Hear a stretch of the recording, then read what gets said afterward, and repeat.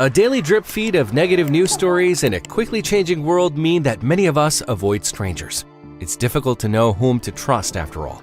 So when Bud Caldwell went to visit his wife's memorial, he was left in disbelief at what two strangers had done.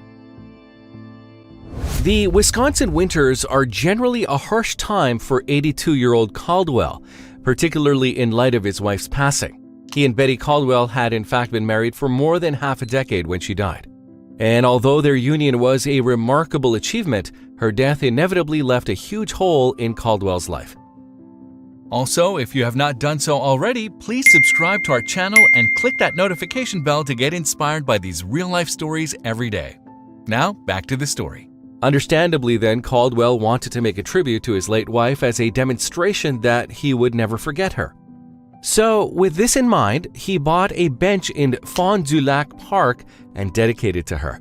It stands as a fitting memorial to the woman he loved so much. And as if that weren't enough, Caldwell visits the bench every single day, rain or shine. He also takes along a bunch of daisies and some pennies each time. These reference something that meant a lot to the couple when Betty was alive.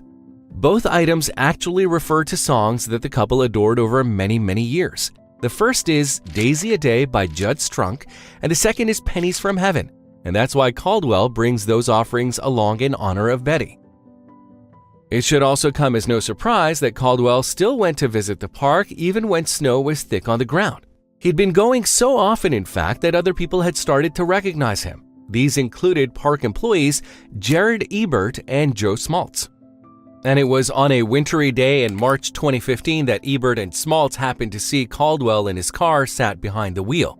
This wasn't the first time that they'd seen him at the park, but it took them a little while to figure out that the old man had a problem. The issue was the snow, which was too thick for Caldwell to walk to the bench. Ebert was nevertheless impressed. It took us both back a little bit, thinking, my gosh, his devotion is that strong that he still comes when he can't make it to the bench even. Ebert told CBS News. Caldwell had no idea that anyone had even seen him at the park, never mind actually paid attention to his visits to the bench. This was why, when one morning he went to visit, he was stunned by what he found. It seemed that two strangers had gone out of their way to help him. Unbeknownst to Caldwell, Ebert and Smaltz had taken time out of their day on top of their other duties to clear the way for the old man. So they'd shoveled the snow all the way from the car park to his specific bench. The message was very obvious. Someone wanted to help. In fact, the path itself isn't necessary for the majority of visitors to the park. Ebert explained that this didn't matter though. For most people, it's a path to nowhere.